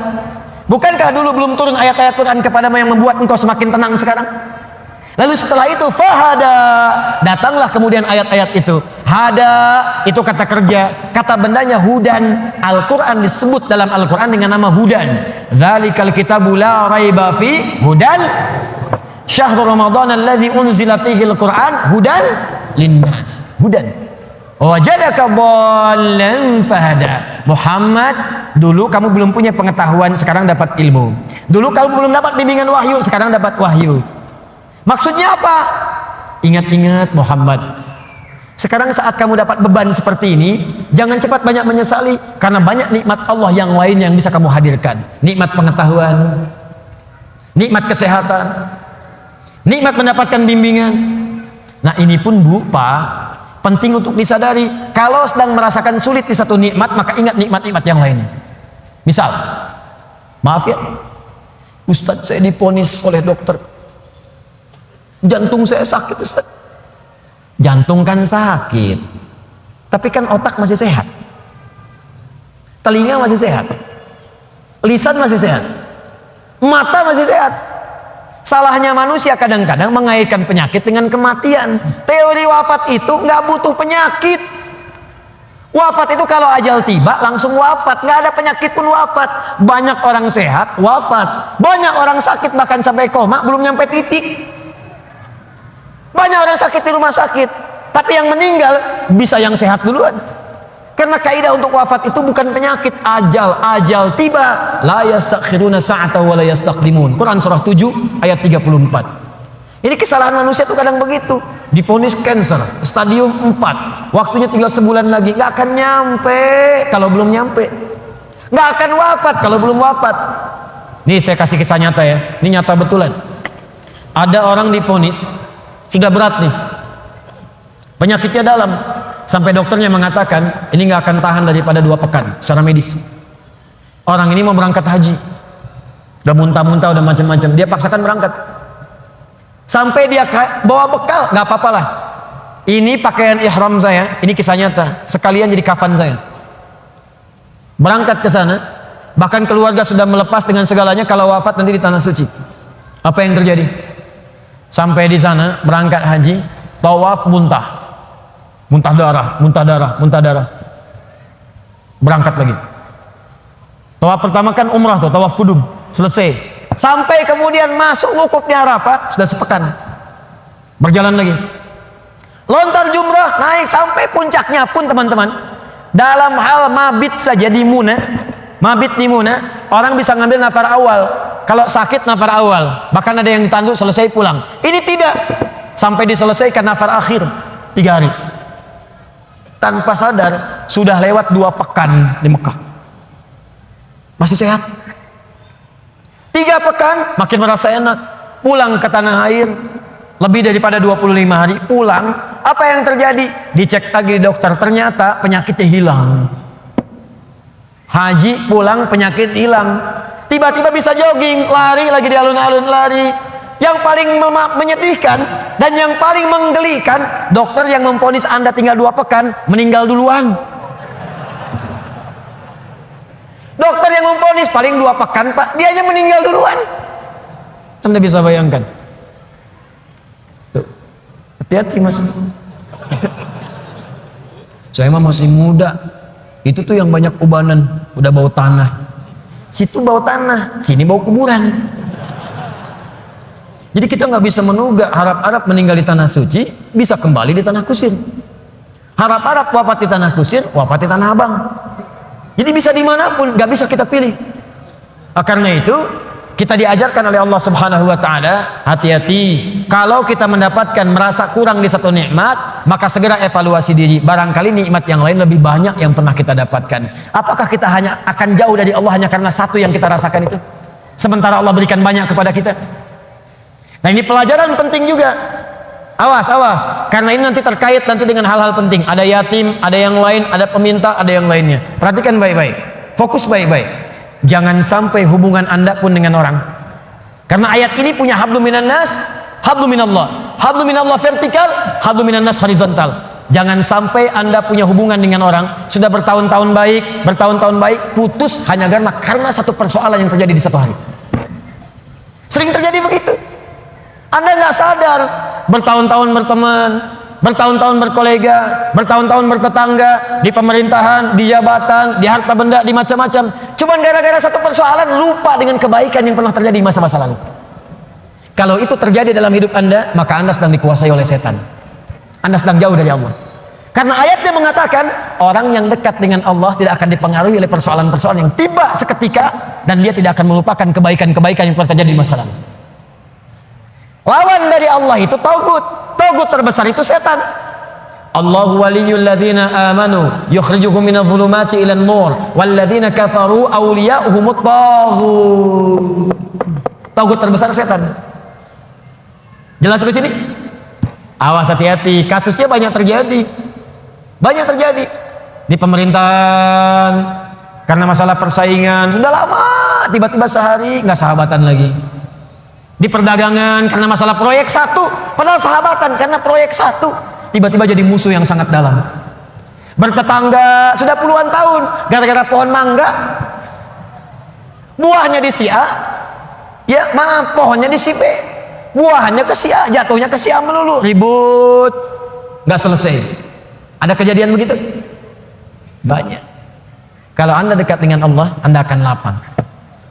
Mau mangga silahkan Pak, kalau bisa ambil dengan pohon-pohonnya dari sini. Jelas ya? Baik, kalau sudah seperti itu, maka syukuri semua nikmat tadi. Fa ammal yatima fala Muhammad sallallahu alaihi wasallam, dulu kamu pernah yatim, kamu dirawat, maka sekarang syukuri nikmat dengan merawat anak yatim. Nah, ini maksudnya, maaf sekali lagi, tolong hadirkan syukur sesuai dengan nikmat yang telah Allah berikan kepada kita. Contoh, Allah berikan nikmat harta, maka keluarkan syukur itu dalam bentuk harta juga. Rajin bersedekah, rajin berinfak.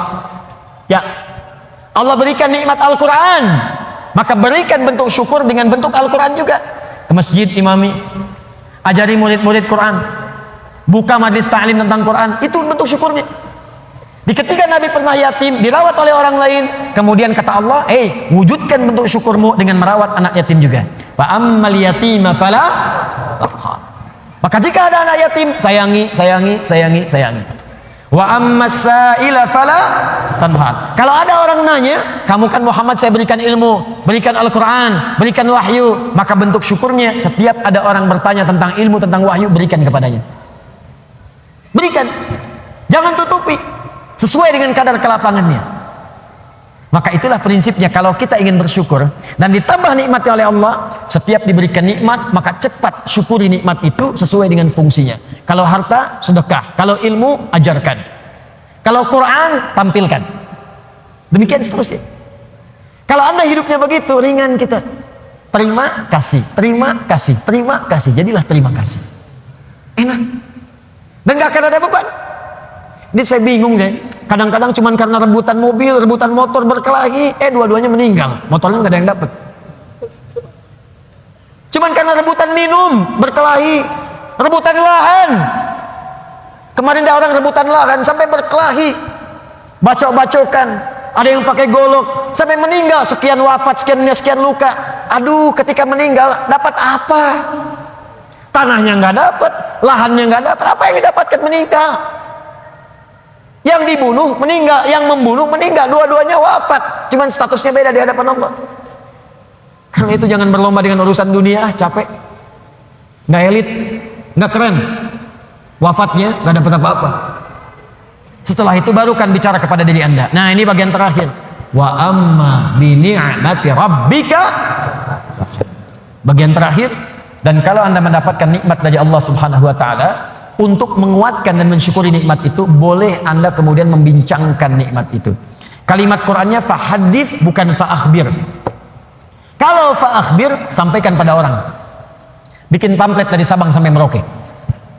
Alhamdulillah Allah berikan kepada saya nikmat rumah yang luas, pasang, bikin status di Facebook, bikin di Instagram, mobil baru, foto, ceklik. Alhamdulillah, nikmat Allah saya mendapatkan Lamborghini. Itu Maria pamer. Alhamdulillah dapat misalnya kalung baru, alhamdulillah berlian baru, foto ceklik, berlian harga 8 miliar, pajang. Bukan. Fahadits itu punya dua arti. Satu, membincangkan ke dalam jiwa secara langsung. Diajak bicara diri kita. Ya, diajak bicara. Misal, pernah kan satu waktu kita merenung, ya kan? Lalu kita katakan pada diri kita, alhamdulillah nih dapat ini, itulah fahadits. Dia untuk menekatkan diri kita dengan Allah, misal bisa konsisten tahajud malam, tahajud. Ajak bicara diri kita. Alhamdulillah Allah telah memberikan nikmat tahajud, besok harus tambah lagi, jangan sampai telat. Alhamdulillah Allah berikan nikmat Quran, kamu jaga ya, kita jaga ya Allah, mudah-mudahan masuk ke surga. Itu untuk menguatkan diri kita.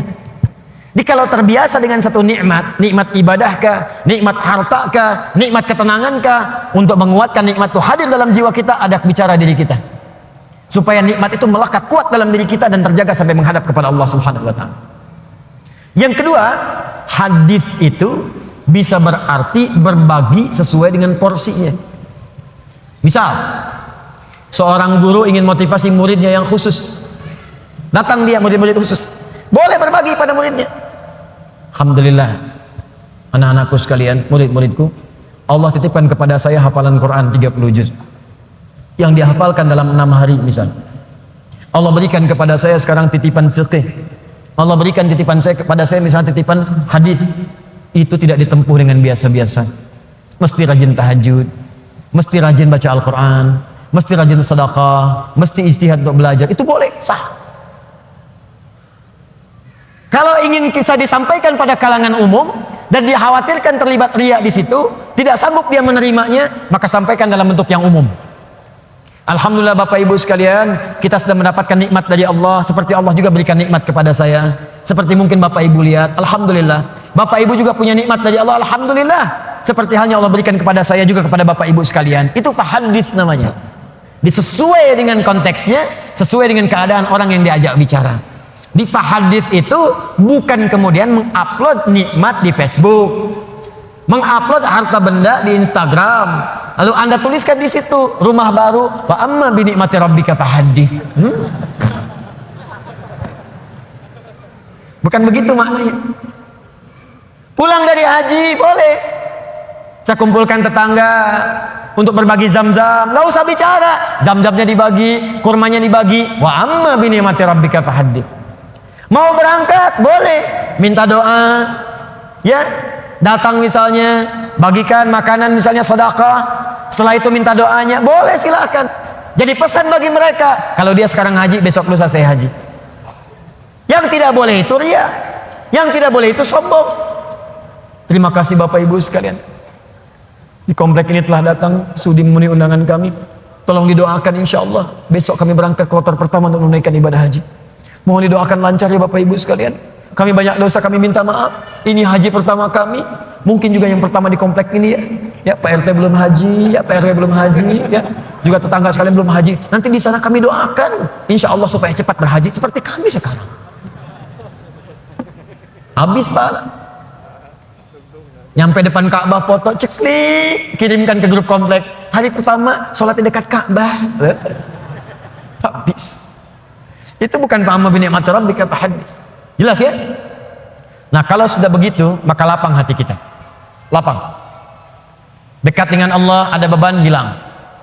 Kekayaan datang tidak silau. Berbagi nyaman, enak gitu. Nikmat dibincangkan pun tenang. Kalau sudah tenang, hati lapang, dalam bahasa Arab, sesuatu yang lapang, sesuatu yang tenang itu disebut dengan syarah namanya. Kalau kelapangannya terasa dalam, disebut dengan insyirah namanya. Maka setelah ad-duha diturunkan, hati Nabi merasa lapang, tenang. Karena ada berita. Bukankah Anda cari-cari berita dari anak, tiba-tiba hari ketiga nelpon, Assalamualaikum ayah, abi, Assalamualaikum umi. Bukankah hati menjadi lebih lapang? Insyirah, syarah. Maka turunlah kemudian surah yang selanjutnya. Alam nashrah. Bukankah aku sudah lapangkan keadaan hatimu? Ini isyarat. Jadi kalau kita dekat dengan Allah, tersambung dengan Allah, online koneksinya bagus, sinyalnya bagus, ibadahnya bagus, tenang, hati pun akan lapang. Maka semua persoalan itu bukan beban, tapi semua yang dibuat oleh Allah untuk membuat hati kita lebih lapang. Wa wada'na anka wizrak alladzi anqadha dhahrak. Dan Allah sudah hilangkan beban yang ada di pundakmu itu. Yang tadinya cacian, makian, ada fitnah, ada macam-macam, bahkan dari orang terdekat. Karena dekat dengan Allah, dibuang oleh Allah seperti barbel yang ada di pundak tiba-tiba dilemparkan seketika. Bukankah atlet angkat berat itu, begitu besinya diangkat, langsung mulutnya kelihatan berubah, wajahnya berubah, naik ke atas. Tapi bagaimana ketika itu sudah dilemparkan, diangkat, lempar, pung, tenang. Alladzi anqadha dhahrak, buang, lempar. Jadi kalau orang dekat dengan Allah, begitu ingat Allah, semua beban yang besar pun seakan-akan dibuang, habis. Setelah itu apa yang terjadi?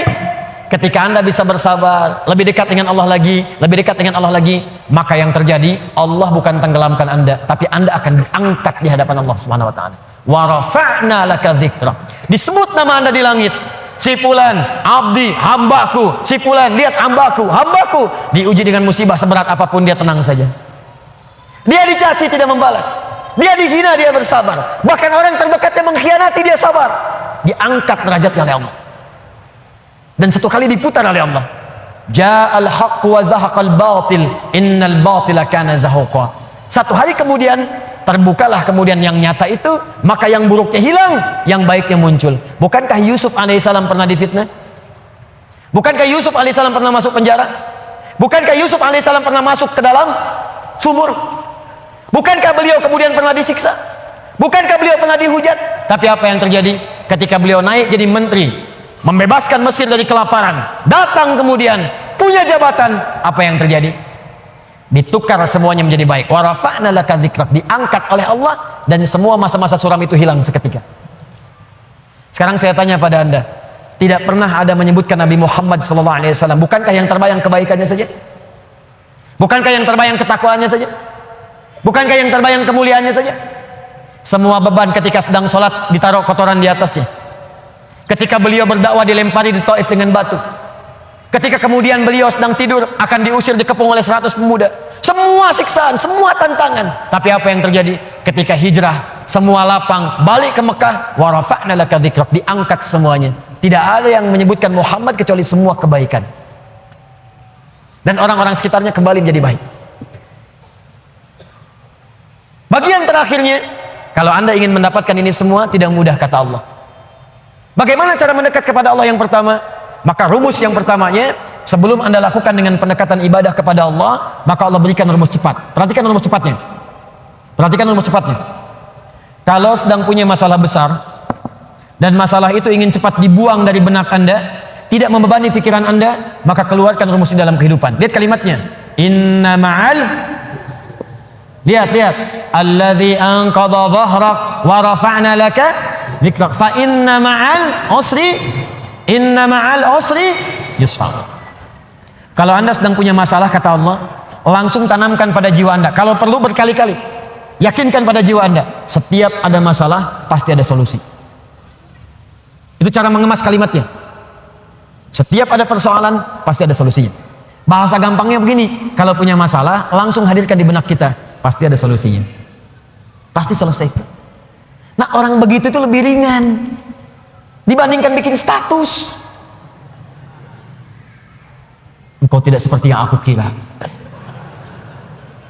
Rupanya engkau mengkhianatiku di belakangku. Terus nungguin status, disebarin ke orang, capek. Ping, dibaca. Kunaon, cek. Itu biasa, abi mas sabar. Capek. Buat apa? Yakinkan Allah tidak akan menguji saya kecuali saya sanggup. La yukallifullahu nafsan illa wus'aha. Yang kedua apa? Inna ma'al usri yusra. Ini pasti selesai. Nih catat kalimat saya. Catat baik-baik. Dalam bahasa Arab, usrun itu kesulitan yang paling pekat, sangat sulit. Kalau kesulitan relatif namanya su'bun, su'ubah. Bagi si fulan sulit, bagi yang lain mudah. Su'bun. Tapi Allah tidak pernah mengatakan begini, inna ma'as su'ubati yusra, enggak pernah. Kalau su'bun, si fulan gampang, yang lain susah. Saya tanya begini deh, maaf ya. Bahasa Arab itu susah atau gampang? Susah. Kata siapa? Saya tinggal di beberapa negara di Arab, cukup lama di sana. Saking gampangnya bahasa Arab, anak-anak kecil begini bisa bahasa Arab.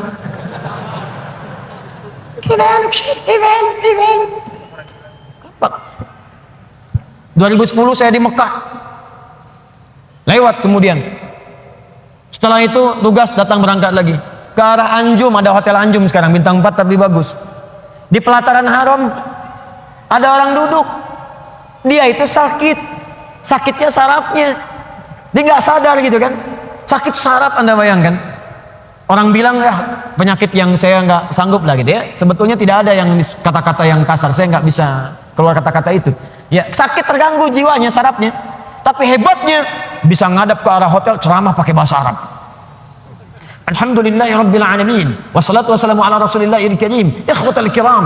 Bayangkan orang yang sakit saraf bisa ceramah pakai bahasa Arab. Gampang. Kenapa jadi susah? Lalu Anda katakan itu kan orang Arab, Ustaz. Di sini orang Bandung. Kata siapa? Unta Arab ribuan tahun ada di Arab, sampai sekarang nggak bisa bahasa Arab.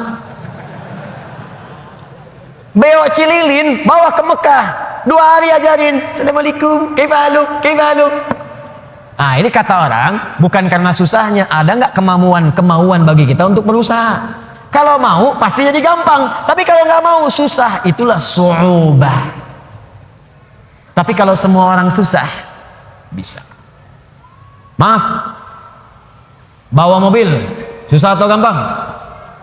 Susah. Bawa mobil, kalau nyetir mobil bisa, bawa mobil bawa. Susah. Gak ada yang bisa, sulit, berat bebannya. Itu disebut usrun namanya. Ain sinra. Usra. Al-usra. Asra. Ya'sra usrun. Berat seberat-beratnya. Solusinya, kalau mudah yang relatif namanya sahlun, sahlah, suhulah. Itu bagi si A mudah, yang lain belum tentu. Tapi kalau semua mudah, semudah-mudahnya. Seperti minum air, seperti ngangkat sedotan, seperti ngambil tisu. Jangankan orang 50 tahun, anak 5 tahun bisa ngambil. Itu yusrun namanya. Yusrun. Mudah. Orang yang namanya yusrun artinya orang yang mudah. Yang ringan, yang gampang. Yusrun. Semudah-mudahnya seperti mengangkat tisu. Kata Allah, lihat sini. Kalau Anda sedang punya masalah seberat apapun usrun, kalau masalah itu ingin diringankan oleh Allah, walaupun solusinya belum datang, maka tanamkan pada hati Anda, ini pasti selesai. Mudah. Seperti mengangkat tisu. Gak ada yang susah bagi Allah. Orang yang dekat dengan Allah, dia tahu semua solusi ada pada Allah. Punya masalah dengan harta, Allah yang maha kaya. Masalah dengan ujian, Allah yang maha mengetahui. Allah yang punya ilmu. Masalah di rumah tangga, Allah yang punya solusi. Semua Allah punya.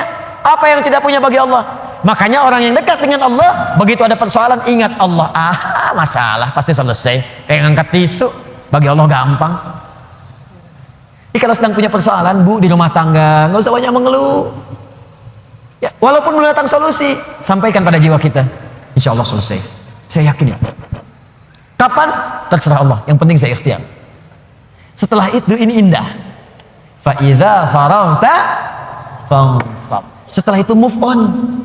Itu bahasa kitanya. Faraghta fansab, move on. Kalau kita udah selesaikan yang ini, siapkan lagi rencana berikutnya. Jangan mati sampai di situ. Jangan berhenti sampai di situ. Apa gara-gara tidak lulus satu mata kuliah Anda ingin keluar dari kampus itu? Apa yang Anda kerjakan?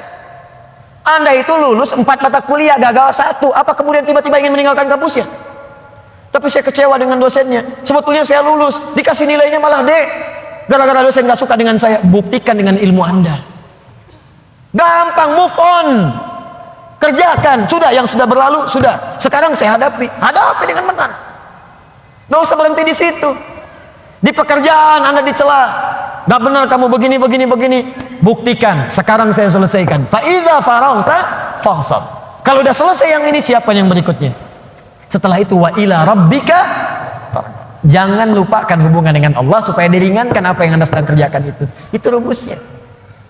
Ini memang mudah dibincangkan dan tidak mudah dipraktekkan. Tapi kalau kita jadikan manhaj sebagai acuan, insya Allah akan berpengaruh pada kehidupan.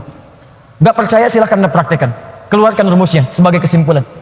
Pertama, kalau sedang punya persoalan, yakin Allah akan menolong kita. Yang kedua, ingat baik-baik. Setiap ada persoalan selalu ada solusinya. Yang ketiga, selalu lapangkan hati kita dalam menerima cobaan apapun. Yang keempat, cepat move on. Kalau ada masalah, selesaikan, hadapi, serahkan semua kepada Allah hasilnya. Setelah itu siapkan rencana-rencana kita berikutnya. Kalau hidup kita begini, kita akan teratur dan tidak akan disibukkan oleh celaan dan tantangan yang hadir dari sekitaran kita. Antum jalan aja. Paham? Ini tuh seperti sederhana, dibaca tiap waktu. Suratnya dibaca saat maghrib, dibaca saat isya. Mana buktinya? Baru baca wadduha, setelah itu sudah mengeluh. Wala sawfa yu'tika rabbuka fatarda, sampai ujungnya wa amma bi ni'mati rabbika fahaddits. Assalamualaikum warahmatullahi wabarakatuh. Assalamualaikum warahmatullahi wabarakatuh. Kenapa akhi? Masalah saya belum selesai. Sabar, terapkan. Jelas sampai di sini? Nah, karena itu kesimpulan dari materi kita malam hari ini, pertama, selalulah mendekat kepada Allah Subhanahu wa taala agar hidup kita lebih mudah. Saya ulang, selalulah mendekat kepada Allah Subhanahu wa taala agar hidup kita lebih mudah. Yakin, Pak, Bu, yakin. Allah itu pencipta kita, Allah yang punya solusi dari semua masalah kita. Anda dekat dengan Pak Wali Kota, pekerjaan Anda mudah di kota. Anda dekat dengan Allah, apa yang tidak mudah bagi Allah? Anda kan kalau keluar dari Bandung sulit juga. Pejabat di kota Bandung masuk kabupaten belum tentu bisa mudah. Pejabat di Jawa Barat masuk ke Sumatera belum tentu mudah. Pejabat di Indonesia masuk ke Afrika belum tentu mudah. Anda dekat dengan Allah, di mana batasan Allah? Gak ada. Dimanapun Anda mudah. Meninggal mudah. Ya ayat Tuhan nafsun mutmainnah. Hei jiwa yang tenang, ayo cepat pulang. Mudah. Masuk alam kubur mudah. Quran surah 3 ayat 169 sampai 172. Ya. Wala tahsabanna alladziina qutilu fi sabilillahi amwata bal ahya'un 'inda rabbihim yurzaqun. Mudah. Kembali ke Allah hari kiamat mudah. Yauma yub'atsu hayya. Quran surah ke-19 ayat 15. Masuk surga mudah. Mudah. Salamun alaikum bima sabartum. Tinggal masuk. Dekat dengan Allah dimanapun akan terasa mudah. Nah, karena itu PR kita malam hari ini coba susun rencana. Ibadah apa yang bisa kita kerjakan secara mudah supaya kita bisa lebih dekat dengan Allah Subhanahu wa taala. Ibadah apa saja secara bertahap yang bisa kita kerjakan untuk membangun kedekatan dengan Allah. Misal, maaf ya, nggak harus semua dikumpulkan dulu. Keluarkan satu-satu. Anda mau mulai dari sholat dulu. Keluarkan semua bentuk sholat. Sholat sunnahnya, rawatibnya, sholat duhanya, syuruknya. Nanti besok satu-satu mulai kerjakan. Jangan semuanya dulu. Tahajud pengen langsung 11. Memang bangunnya jam 2, sholatnya sampai jam 3. Tidur lagi, bangun jam 8. Pakai rumus Nabi 2 rakaat dulu, witir 1 rakaat. Gitu dulu. Nanti latihan lagi besoknya, latihan puasa. Jangan langsung ke puncaknya dulu. Saya pengen langsung jadi hamba yang paling beriman. Puasa Daud.